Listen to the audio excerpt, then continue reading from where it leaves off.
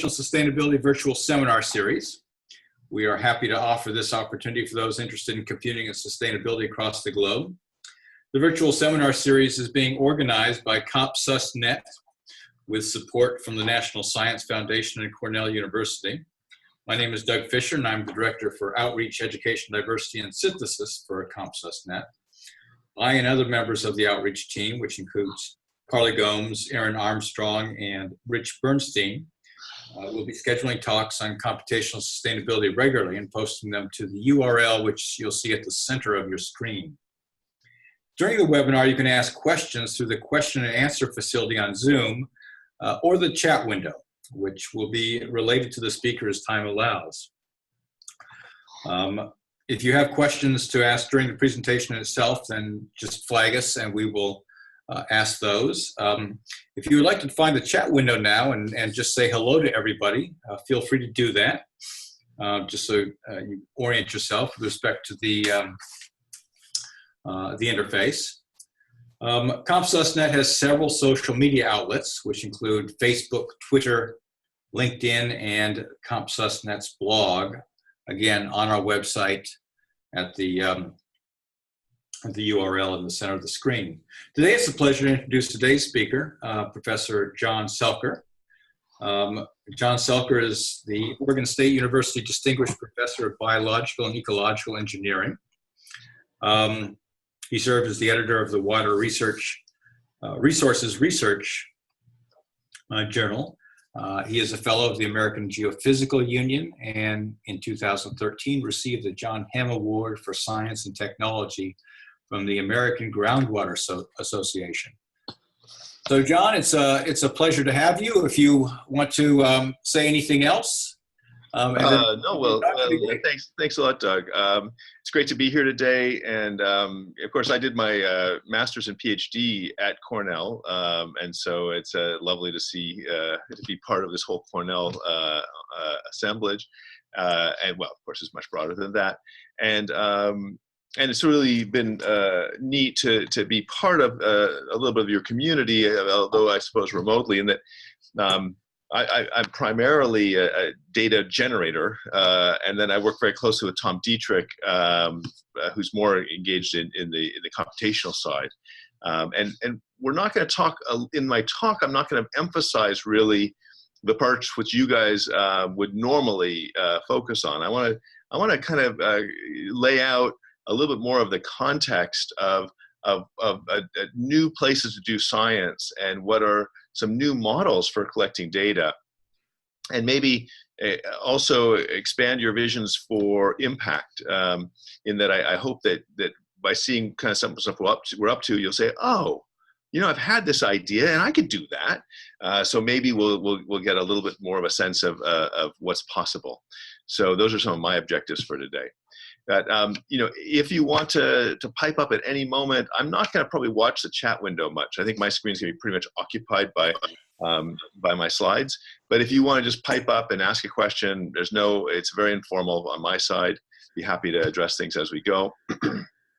And so I'll go ahead and share my screen if I can. I just clicked out of the wrong window here. Let's just see if I can get back to the right place. Okay, and I want this, zoom us, yes. So I'm going to share my screen, switch to content, stop video participants, share screen right here. And you'll probably see yourselves briefly. I'm going to share this screen, I think. So you'll see some nice mountains.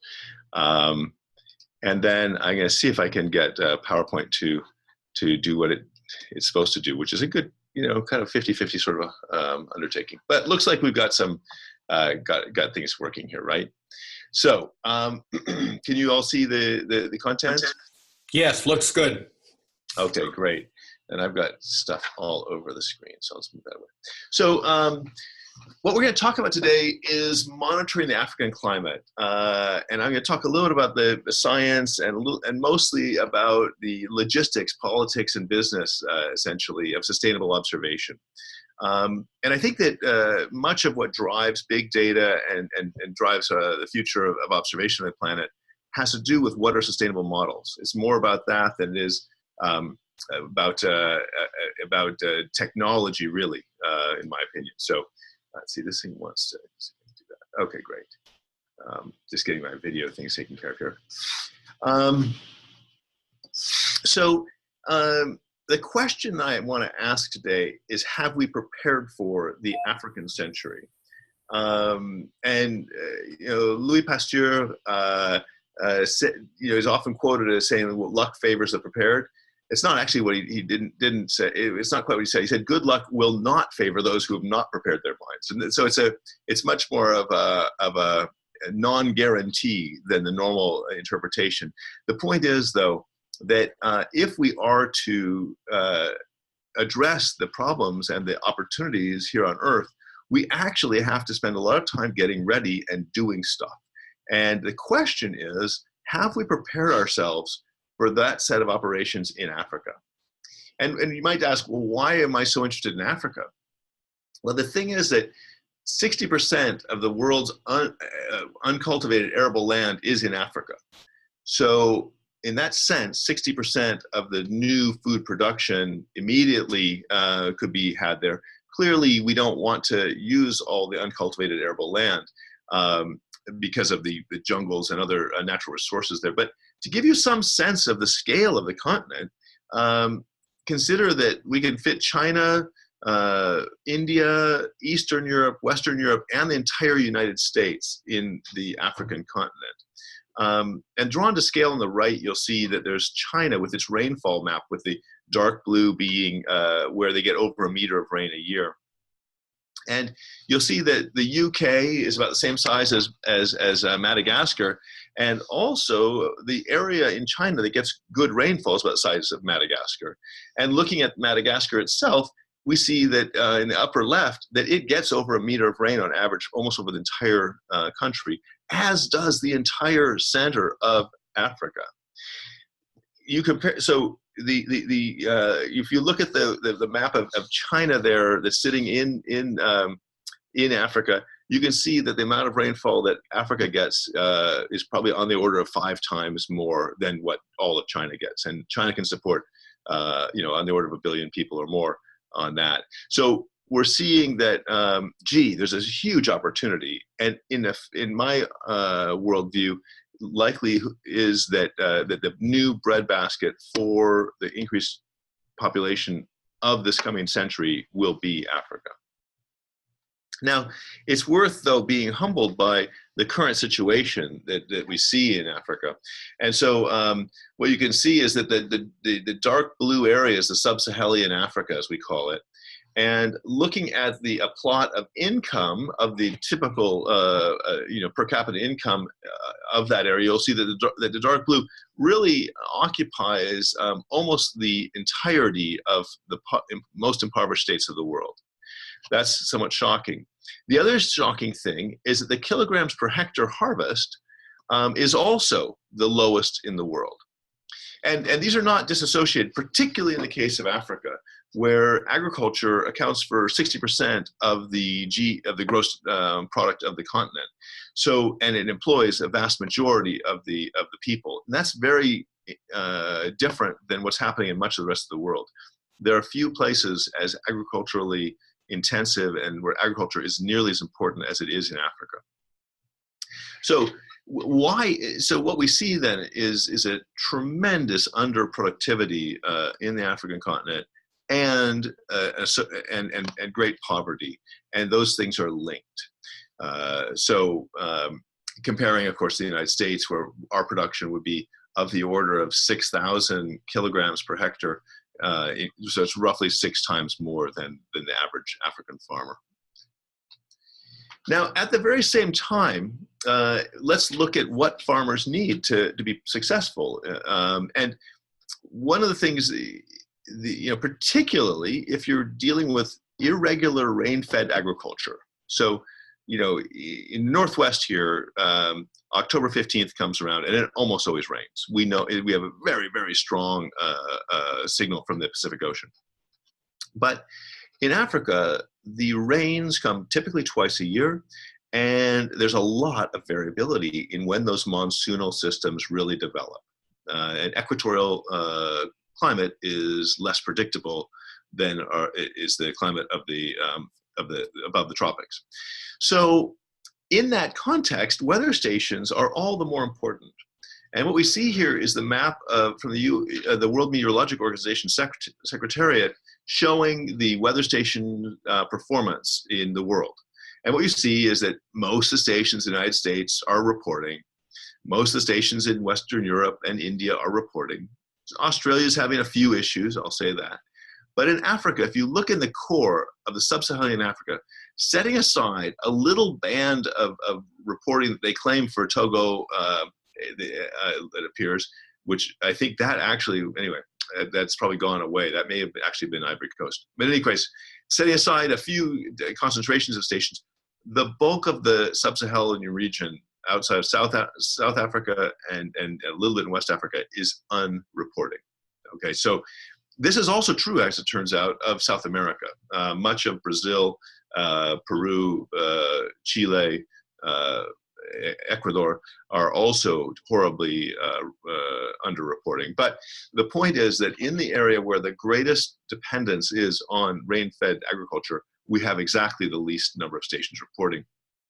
Right now, the airports are typically the most reliable source of information. And the airports across all of Africa, and this includes North Africa, we're getting 300 stations total. And that density is like of the order of 2 orders of magnitude fewer than the United States would have. At this very same time, there's this shocking reduction in reporting from surface water discharge and other water resource indicators. And so comparing to around the year 1970, we had on the order of 7,500 global stations reporting. And what we see is that for monthly data, and monthly is probably sufficient. The daily data was more like 5,500. Today, we're sitting at around 1,000 stations. So we are back to the number of stations reporting in 1920. And the real kind of mystery of this is that this is all taking place in the context of global cellular telephone communication. It has never been easier to monitor these bodies of water. The technology for sensors has improved drastically, and the communications has improved drastically. And yet, at that same time, there's a global crisis just at the time when the climate is changing and humanity is ever more delicate in its relationship to food production. So the situation, not only for weather stations in Africa, but globally for water resource data is really in a perilous situation. To put a little bit of more refinement on this, we were doing a study actually of weather in Africa, as you might imagine. And I was just looking at the University of East Anglia has a nice data center for climate data. And we downloaded a bunch, we're doing some analysis, and we noticed that as we went further along, it looked like the underlying data was getting a lot sparser. So I just said, well, let's just plot up the number of stations per million square kilometers from 1955 to 2015. And you can see those light blue circles. That's one station and 1 million square kilometers. The dark blue has 0 stations reporting. So here again, a shocking decay in observation, and many areas not even included in a 1 million kilometer square radius of a station. And obviously, in agroeconomic terms, we prefer to see 1 station per 1,000 square kilometers. That's what's required. So we're looking here at 1/1000th the density of what would be required for reasonable management of agricultural systems. So really, really, really problematical situation, and that's where we find ourselves as of 2015 at least. Now, you might, we all know that Obama seems to be more cheerful than most of us, in fact. But here Obama apparently is unhappy looking at my regression equation, because what's happening here is I'm plotting the measured data from 73 professional met stations operating in Kenya versus the daily measurement, the daily estimate of rainfall made by satellites, by the NASA, the current state-of-the-art NASA satellite calculations. What you see is that the regression, the slope of the line is 0.2. So that means that we have a factor of 5 difference between the satellite and the ground-based measurement on average, and the R squared is just about 4%. So we can explain approximately 4% of the variability. Of course, we have an offset of 5 millimeters a day, which just happens to be the entire agronomic demand for water.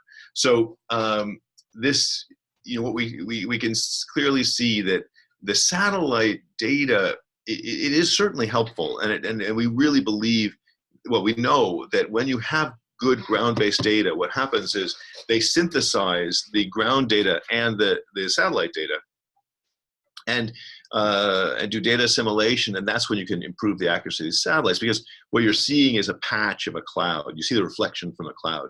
You don't really know if it's raining under that cloud. You say, well, it's reflecting pretty brightly, therefore it must be raining. But if you have a rain gauge underneath, then you can actually correct the estimate for that particular location and extrapolate using the geometry indicated by the satellites. That's the best way to do it. So what we need to have is accurate on the ground measurement that complements the existing and future satellites data sources. To compare our little study with a study from 2015, this is looking at Mozambique. The CHIRP system, which is what I was just showing on the previous slide, they had a few stations that they were bringing up, but it was very few stations. And even CHIRPs with the information from those stations had a 71% error. That is to say, it was off by more than a factor of 2 in the average rainfall predicted. And you can see that the scatter, many of us would not consider that to be really a relationship at all. I mean, it's pure, it's essentially pure noise. I mean, I know that, yeah, you can run a regression line through it, but it's with 71% average error and a mean error of factor of 2. That's really problematical. So we can't pin our hopes for African agriculture on satellite data. That said, there are people very much proposing the opposite. I should say that there are lots of businesses trying to sell satellite data products for African agriculture, and it's certainly better than nothing, I guess. I guess it's certainly better than nothing, I guess. That's not a self-consistent sentence.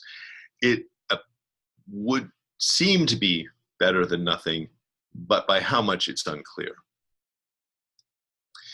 Now, all that seems quite discouraging, and so in the world of appropriate technology, one of the technologies that I've worked on in the past is improved cooking stoves. And this is my wife, Lori, shown from 1985. And in 83, she assisted in developing the ceramic component of what's called the Kenyan ceramic jiko. And then she is an artist, and so she drew up these very clear construction manuals that essentially needed no words. And what would happen is they were easily photocopied, black and white renditions, and they indicated all the critical dimensions and features, but in ways that a craftsman could reproduce this thing.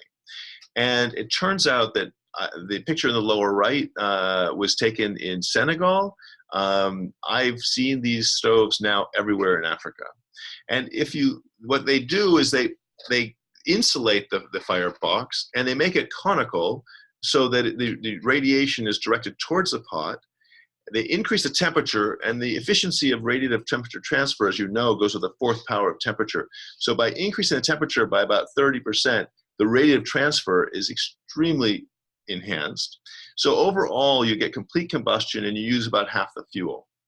If you look at the number of these stoves that are being used in Africa, some estimates have that the weight of wood saved is approximately equal to the entire weight of humanity on Earth today, just by this one stove, because it's taken off across Africa. Now, this is really cool, and I think first thing is that we should all be kind of like, okay, cool, we can actually make a difference. And not only that, we can make a difference in Africa. And so these really difficult problems are not intractable. And this is the thing we want to note, that do not assume that complicated problems are intractable. They can be dealt with. And this is, so I think that the climate of Africa and its observation is such a problem. It is completely tractable. Now, we've talked a lot about the agricultural role of weather, but of course, it touches on so many other pieces. The poverty issue of, so if we look at the sustainability goals, sustainable development goals of the United Nations, we touch on about half of them in terms of poverty, hunger, education. I'll talk about a little bit later. Water and sanitation in terms of water resource planning, et cetera, affordable and clean energy. So many of these goals are impacted by lack of information about weather, and so we really think that that this is a critical need. Now, one of the things to ask is, well, does the math work out? I mean, is this really gonna fly? Is there the money there? Is it feasible? And in the United States, there have been many estimates of what the value of weather data is. And if you estimate it simply based on what the citizens would be willing to pay, in the United States is over $100 billion a year. But that doesn't take into account a lot of the things like crop insurance. If you look at crop insurance, the value of the cost to the farmer of crop insurance is approximately 5% of their harvest, given that crops fail approximately once out of 20 years. So it's natural that the premiums have to be in proportion to the expected benefits. And so we're talking, hundreds of billions of dollars in crop insurance globally, and as well as all the benefits that go to the citizens and all the other water resource planning, et cetera. So very conservatively, $50 billion a year for the African weather market is on the, I would say, probably 20% of what the true value is, but we can say that it's a very safe value. If we install, as my group intends, 20,000 weather stations, and they cost approximately $2,000 each, we're looking at about $40 million in upfront investment. And then we find that the operational cost is about $50 per month per station, which is $1 million a month, or roughly $12 million a year.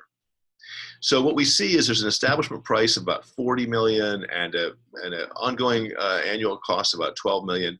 So we're looking at approximately a 4,000 to 1 payback ratio. And I guess I would say that that's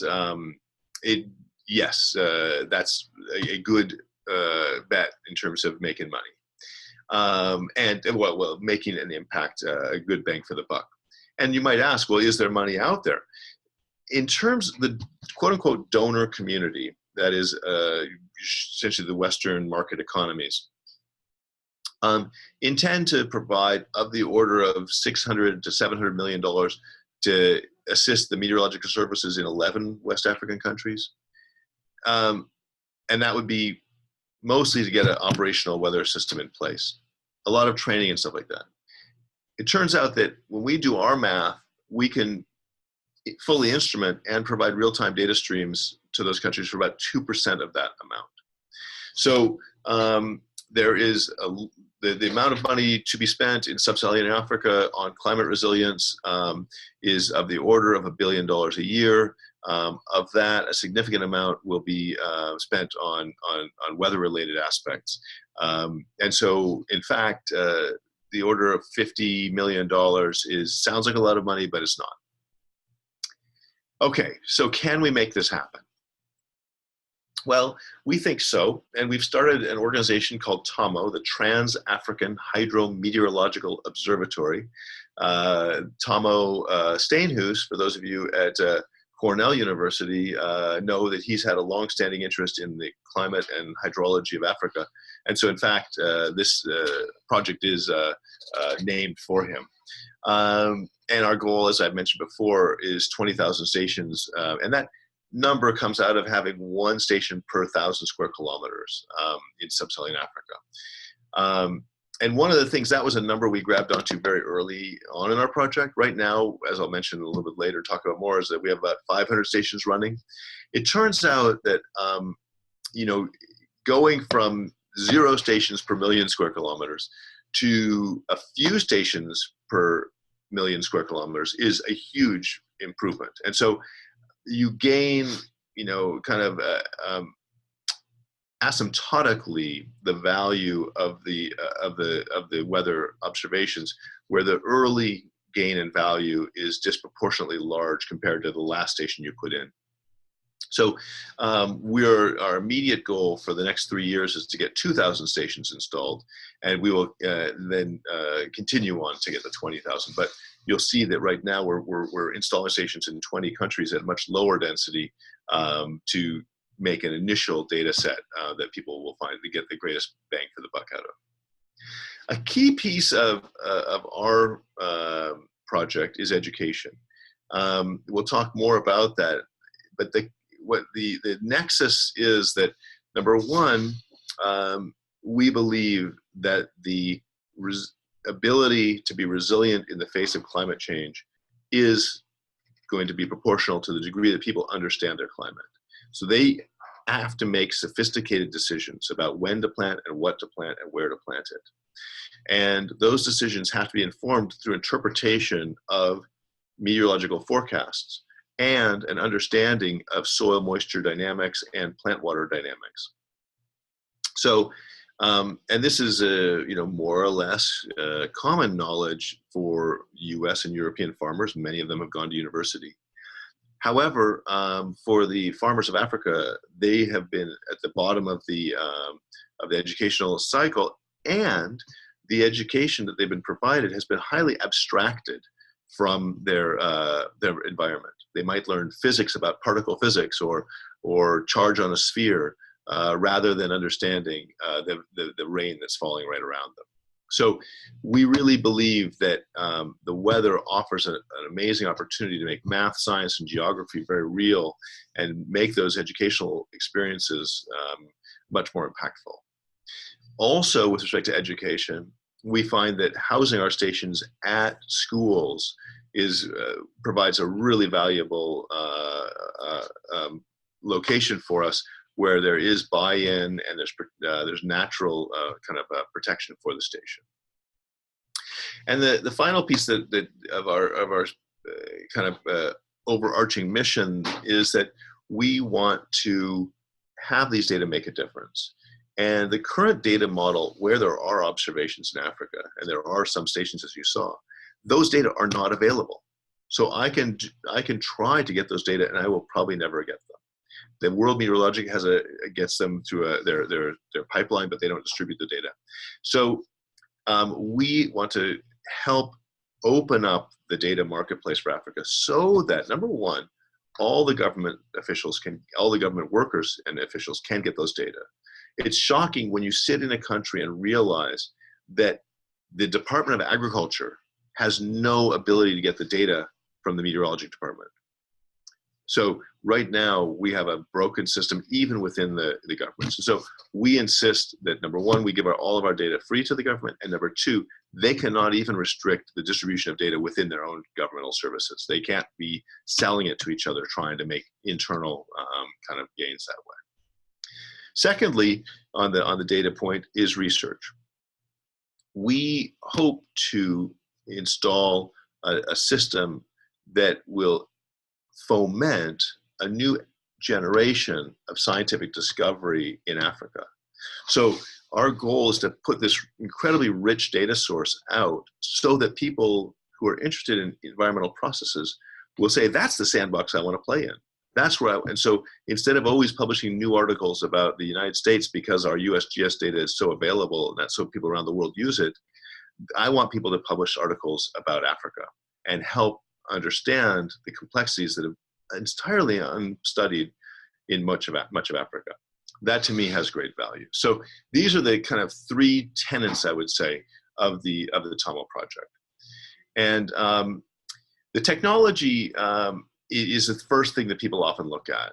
And I will say that working in Africa, you have a lot of extra challenges in this realm. Number one, the insect population is very, very robust and very aggressive.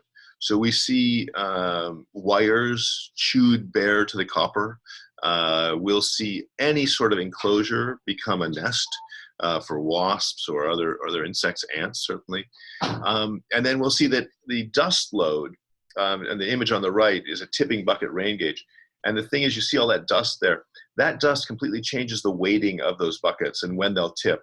And so the dust load is so high that it blocks the rain gauges and makes them inaccurate. So there are some technological problems. This is unfortunately one of our early stations. And the ants here found a way into our station. It turns out that in the left side, you can see there's a little kind of a slot that goes out of the thing. There's a little stainless steel screen. And that stainless steel screen was to keep insects out, but it had to be bent out to be effective. So a 1/16 of an inch bend on a stainless steel screen was all it took to avoid this sort of problem in the future. You can see though that you give an inch or give a 1/16 of an inch in this case, a millimeter, and you will have all sorts of problems. So our old station, our first generation stations that we installed are what you see on the left. You can see that we made a jerry-rigged solar panel on top of that little white box. There's a cell phone antenna you can see. There's an anemometer with a spinning cup and a directional thing. And then we had a tipping bucket rain gauge. And you'll see the little housing for the temperature and humidity looked like the classic pagoda style.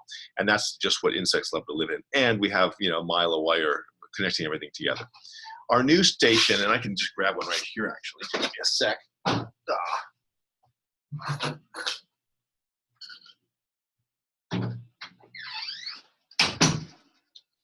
One should have their props handy, but our new station, if you can see the video, looks just like this. And so it's a kind of the size of maybe a 1.5 liter bottle of water, all solid state, no moving parts at all. The temperature and relative humidity are housed in this little gap here where we have no basic protection for insects.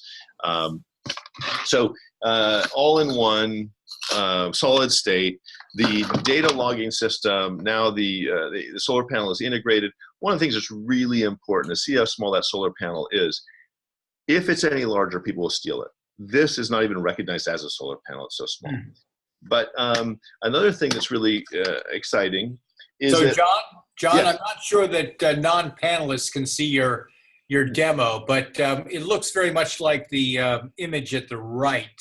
Yeah, but, it's exactly yeah. Yeah. So I just wanted to, if people were feeling disappointed they couldn't see the image, it looks like the image at the right, but you're showing your solar panel component. So you can listen to my words and you'll be all set. Right. And one of the things is that this data logger, those of you who can see it, there are 6 data entry ports, and we use exactly one of them. And so what that means is we are installing in the field hundreds of data collection sites where you can add any sensor you want, up to 5 additional sensors: soil moisture, long wave radiation, leaf condensation, whatever you want. And so we're creating a platform of locations where people who are doing environmental studies in Africa can add their sensors and have the data automatically and free of charge ported up to the web. So that's another kind of infrastructure kind of concept here that we think is really important. Our system, and here's the photos of what I've been showing in person here. So again, another image of it. They're solar powered. We have a 6-month reserve battery. They have a GPRS. They have so they do cell phone communication, GPS for location. They have a compass. We measure temperature in 3 different ways, relative humidity. We measure the acceleration, and that we can get into if we have questions about why we do that, but it's really fun. We do ultrasonic measurements of wind speed, which has no calibration required, for example. We count drips for rain, also needs no calibration. which is really important. We look at shortwave solar radiation. So for the solar industry, as shown in the background there, we can give them data about the distribution of solar energy available. Of course, a barometer. We've added a lightning detector so that during intense storms, you can, I don't know if you were aware that just in Rwanda, over 50 people died when a lightning strike hit a school, I think it was. Lightning is a big deal in Africa. Getting out of the path of lightning is really important. And it also is the way to track very large storms. So for intense rainfall and intense wind, the lightning detector gives a heads up on those things. So here's a little, kind of a slide on the lightning sensor.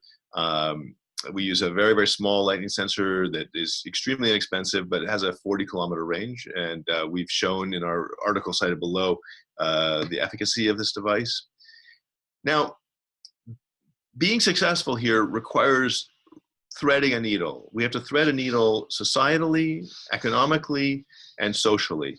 And so, so what we had to do is we constantly are building that community. And I just want to review very briefly what we did in Bellagio, Italy, where we brought together essentially the leading figures in climate in Africa, from South Africa, all across, well, the Met services across Africa, as well as IBM, the World Meteorological Organization, British observations, the FAO, World Bank, et cetera, and the African Development Bank.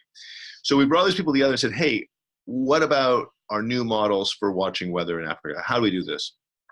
And here's the summary slide, the full report on the left and the executive summary on the right. You can take your pick. The bottom line is that climate services are going to have a strong private component to them. And it has to be, if it is to be sustainable, it will have a business sector feature to it.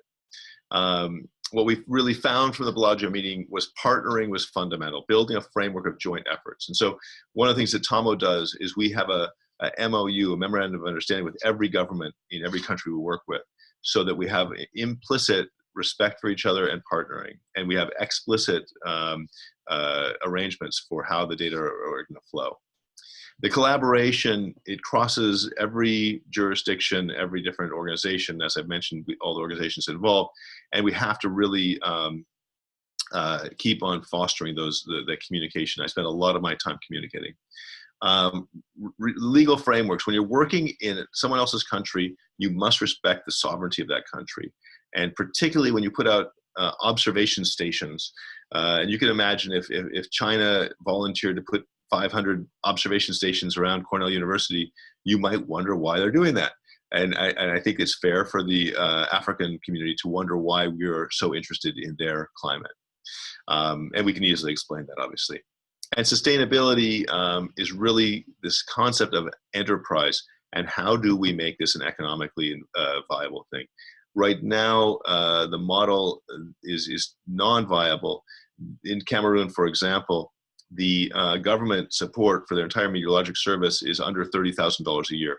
They have a staff of like 8, they have no vehicle, and they have 2 weather stations that they own. So you can't assume that bringing a project in to give them a bunch more equipment is going to solve the problem. You actually need to come up with a completely different financial model. So we call this all public-private partnerships, or PPP. And really what the kind of framework we put forward for that is that we should employ the cutting-edge technology. We have to have real-time, immediately available, high-quality data at the agronomic scale. If we're going to have resilience, it has to be founded in what people know. It's what's in their minds. And so education has got to be at the heart of this thing. The data must be available. If we're to gain, to get the upper edge, we have to have the governments making appropriate decisions about land use planning, et cetera. But also for this year's cropping, they have to be able to communicate those data very effectively to their populations. And as I say, sustainability, things are sustainable in Africa. Most people are wearing shoes, and they're mostly made by professional shoemakers, and they're mostly made in Africa. Um, things happen in Africa that work, but the government is not typically the most effective at products. The governments of Africa have a lot of things that they do well, but putting out reliable, consistent products is not really their forte. Education, certainly, governance, certainly, but in terms of putting out actual products on a regular basis, that it tends to be difficult. So we have to keep in mind, though, when like, for instance, we might want to put out a product to make money to alert people, hey, there's a thunderstorm coming. But this entails stepping on the domain of the government. The government has the authority and responsibility for emergency alerts, for example. So there's a lot of subtleties here about what can and can't be done and how you work with these countries. So there is public sector and private sector responsibility. We, as I mentioned, have memorandum of understanding in all these countries. And let me just see, I just signed an MOU in Cameroon, so that's now done. And Rwanda is done. So we're continuing to push forward since the time that I put these slides together. And one of the things that I want you to think about is, would you be able to just walk out of your door today and run a complicated restaurant, say an Italian restaurant? And you'd say, wow, there's a lot to it. You got to hire a chef, you got to do this, you got to do that, you got to clean the pots and pans, you have to respect all the food codes, etc. It'd be hard. But could you run a McDonald's? The answer is probably so.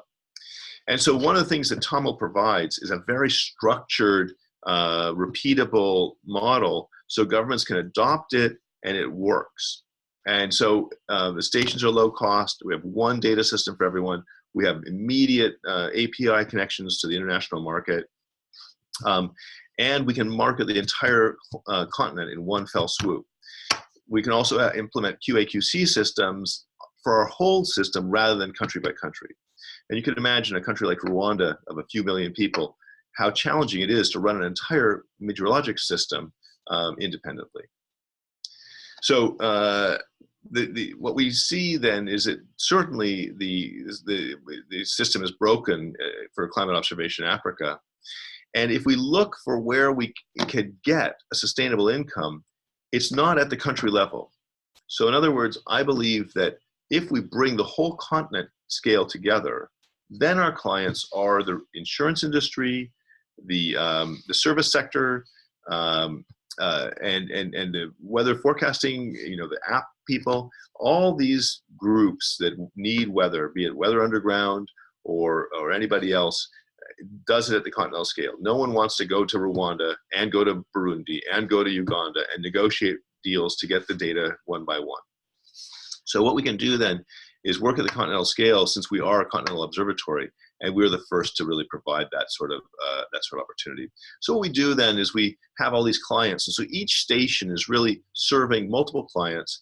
As you can see at the bottom, our current clients, and then we provide the data freely to the host governments and researchers, and that's how we divide the cost between many people and many organizations, and then fix what was otherwise a broken economic chain. We have an early warning system, and I want to just kind of accelerate a little bit so I get a little bit of time for question and answers. We have an early warning system that's working very well in Uganda, 500,000 weather predictions per week. Here's our school to school, where we base educational programs on their weather station data, so contextualized education. We link schools in the United States, Europe, and Africa. That's what we call school to school. We have educational materials that cover climate, energy, geography, math, statistics. And in fact, if anyone is excited about putting together a little educational package on their favorite pet idea in weather, we'd love to have you take part in that too. You basically can go to a list on the school2school.net site and pick any school off the list, and then get their data, download it if you like. Look at all the variables. So relative humidity, what's it mean to have relative humidity variability? And what you see is the green line is what's called is the 10-day forecast that's available online. The blue line is our measurements, and you can see the great discrepancy there. The cold nights here were giving rise to very, very low humidity, and the hot days were low humidity during the day, then the cold nights, high humidity at night. whereas the model values had much less dynamics, and that has huge implications in terms of disease and insect habitat. Winds, if you want a kind of feeling, here's something you can feel. It's also a source of wind energy. It's also a classical little physics problem that you have potential energy and then the velocity, the kinetic energy in the wind. So the pressure is the potential energy, the velocity is the kinetic energy. And we can now, and then the buoyancy force. And it was amazing to see how few of the teachers really understood all these factors, but when put in a simple equation, then they can maybe practice their algebra, their physics, and their meteorology at the same time. Solar radiation has turned out to be a very interesting parameter to have. Then we can explain to people what a solar panel is, how then you can go on to really work through batteries and energy and societal kind of interest in this. And so oftentimes when I give lectures in Africa to students, this is the most interesting aspect, to say, hey, look, that field out there, how many watts are falling on it? And since our thing reports in watts per square meter, it makes it a very easy calculation. Temperature, of course, critical.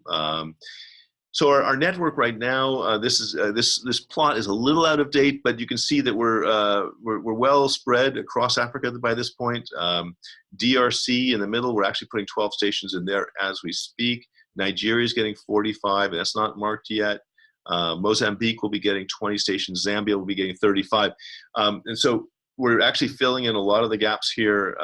But in any case, even at this point, a few years into our project, we have a data set that is uniquely covering much of the continent, and you're more than welcome to ask for it and use it. Just a little zoom in here for Kenya and Uganda, showing the stations we got going there. Some of the higher density stations, in fact, we're putting in northern Kenya, we just got a contract for 10 more stations around Lake Turkana. We have a data quality control piece, and that's where Tom Dietrich is focused on how to use artificial intelligence to identify, to use all the parameters per station and per network to, as quickly as possible, identify any sort of data issue. So our goals and methods, we want to monitor the climate of Africa at the scale that's important to the farmers, and that's at 30-kilometer scale.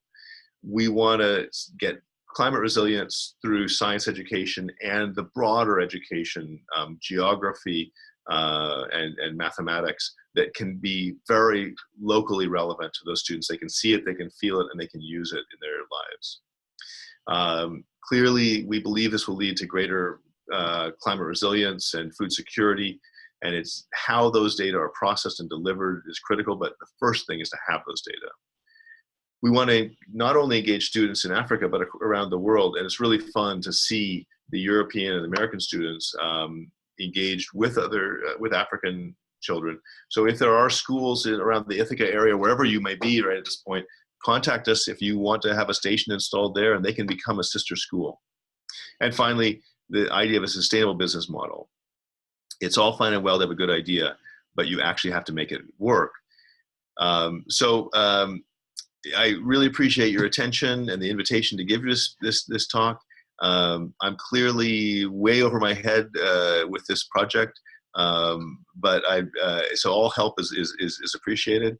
But with that said, it's a very exciting time for us, and we really appreciate any interest and ideas that you might have. Thank you so much, John. Are there any questions? So John, I am curious about, so I was at NSF for 3 years, and I was always interested in things that the International Sciences group did there. I forget the name offhand, but so you've given us some suggestions about how we could become involved in international efforts in Africa. And I'm wondering if you could elaborate that. So if I'm a faculty interested in participating in a research project in Africa, perhaps yours, perhaps others, and sending my students there, do you have suggestions? Yeah, Tom is going to be leading a hackathon. We have a lot of opportunity to do cool hackathons in Africa. We have some actual funding for that. So both hardware hackathons and software and data analysis hackathons. So that's a really cool opportunity, and we'd love to have students involved and professors. Teacher training. You know, we have contact with literally, you know, on the order of 400 schools right now, many of them in quite proximal. And so if someone wants to try to engage in teacher training, or if they have ancillary research that they want to say, hey, we want to understand, for example, a team out of New Jersey wanted to get isotopic samples from our rain gauges. And so right over here, so here is here's an isotopic sampler thing. Those of you who can't see it, you can hear it rattle. But basically, this goes right on the outlet of the TAHMO station, and it collects water into a isotopically isolated bag. And so it has a little internal valve. It's printed 3D. So basically, a person came along and said they wanted isotopic samples across Kenya. I said, fine. You know, the bags are 35 cents each. These you can print yourself. And so go ahead and do it. So there's a lot of opportunities for research on top of our platform because of the data logger having the open ports, because we can get you water samples, but also we can get you in touch with people. So if you want to try new educational models, for example, or you want to think about interventions, which will, you know, for agriculture, we can put you in touch with, and we have the ground teams in place that can take care of a lot of the stuff that you don't have control over. And I think, you know, one of the things that's amazing is that we have 500 locations in Africa that are secure. And so you can put whatever you want in those locations, sensors, signage, you know, whatever. And so we can kind of provide a little bit of a platform. And that honestly can be invaluable. It depends on your project, of course. So that's a few ideas for you. Absolutely. Thank you. Any other questions? Well, along the same lines, so I was wondering if it would make sense to ask Tom to maybe prepare a short presentation about, you know, opportunities for, you know, research, maybe more along the lines of the skills of this group, focusing on computer science. And this hackathon, even, can you provide more details about where they are, etc., or at a high level? We should ask Tom. Yeah. And another question. So I'm going to give you another, maybe another question. Is how much is each station, and have you considered crowdfunding them? Like, yes. I could imagine, you know, I was born in Africa, believe it or not. I could see myself, you know, I don't know, I have no idea how much one, but, you know, maybe, you know, they have this pet, you know. Well, Carla, you've said the right words. We have a crowdsourcing funding going on right now. We're actually, I think it was released yesterday or it's going to be released today. Where we are doing a crowdsource funding for, it's called Projects for Good, and it's online for our school-to-school program. So we're trying to generate $50,000 to hire a coordinator for that program. Mm-hmm. But I was more target in terms of, I mean, sometimes people like that, you know, fund a station in. Listen, I would love to have a conversation about how to get funding, and we spend a lot of time on that, and we're interested in all ideas. So that's, you know, we've tried a lot of things, and a lot of them have been successful actually. So we actually, you know, have you know, several $1 million worth of funding right now. The stations are approximately installed, and our typical contract, when a project wants a station, we charge them $3,500. That is the station, installation, maintenance operations, and delivery of data for 3 years. So that's a typical contract that we'd provide for a person who wanted to put a station in, so that you can use a ballpark number for what a station costs, which is about a factor of 10 lower than most other options. In terms of the hackathons, the most recent to occur will be in Kenya, but we had them in Nigeria and Ghana and Kenya. So we're about to do a workshop in Rwanda. I'll do with another faculty friend of mine. So they happen around, and we'd love to organize more of them. And you had another interesting question. Oh, research-wise, we'd love to have Tom give a presentation, and just to whet your appetite, those of you who've been following at all what Amelia Snyder's been doing, she's funded under this grant, and she's optimizing the location of stations in space for multi-parameter observation. And this is a huge, really interesting problem.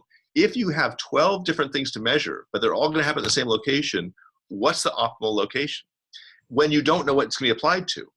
Well, this is a really interesting problem. And it turns out that Amelia's made some really good progress on it. So that's a really fun, thorny problem. The other thorny problem is this one of data quality control. It rains, then it doesn't rain, and then it rains. And the rain clouds are very scattered and intermittent. Can you know when something's not working, when a rain gauge doesn't work? How will you detect that? Well, it turns out there's lots of cool things that happen when it rains. The humidity changes, the temperature changes, the wind changes. So how could you make an algorithm where you identify as quickly as possible that it should have rained somewhere? So this is one of the, so that, this whole quality control, and this is applicable to any industry. Anytime you're measuring things, you want to know when on your automobile or in your glass factory, you need to know when the sensor has failed. And so this is a really generic problem that's quite interesting. And we have a super rich data set with lots of errors in it that you can try to find. So anyway, those are a couple of research opportunities. I would say that's just scratching the surface. And there's so many cool things to discover with our data, how it's taken, and what it means. Very good. Wow. This is fascinating. An amazing project. We have a couple questions from the Q&A. Anton Seaman from Appalachian State and Bard College asks, you specified a cost of $50 a month per station. What does that cover? And I think you've addressed some of that, but maybe you'd like to address it directly. Yeah, basically the $50 a month covers the visiting of a station once a year, and we try to visit strategically when there's actually a potential issue, and we want to actually anticipate issues. That's one of our key problems. So visiting the station, all the data uploads, so the cell phone stuff, and the back end of the data, so our data management team, as well as finally replacing the station every 10 years. So that $50 a month, which is $500 a year, covers all operations forever relevant to that station. Now, that's based on a fairly large, that's at the 2,000 station level. Right now at 500 stations, we're still closer to $100 per station, given that we experience a lot of the costs and fewer of the stations. But the $50 is when we have a large build out, that's where it'll be. Great. I think this will be the last question, but Randolph Little appears to be asking a question of Carla, but you can both take this. Could Natalie Mahawald's project make use of or contribute to this project? So I'm assuming that Randy was referencing something you had mentioned, Carla, but I'm not sure. Or maybe Randy wants to clarify. Well, let me just generically say, while Randy's clarifying things, that anyone can use our data to do research. The only obligation is that you sign a thing saying, I'm using this to publish articles, that you're actually doing something in the research domain that's to be published. And then we will give you any data you want. So first up, anyone gets to use it, and for any purpose that's not violent, I suppose. We haven't put that explicitly, but for a productive scientific purpose. So keep in mind that these data really are available to the research community right now. We have NASA just published a couple of articles based on these data. We have people in Germany, UK, Italy, using our data to put out scientific papers right now.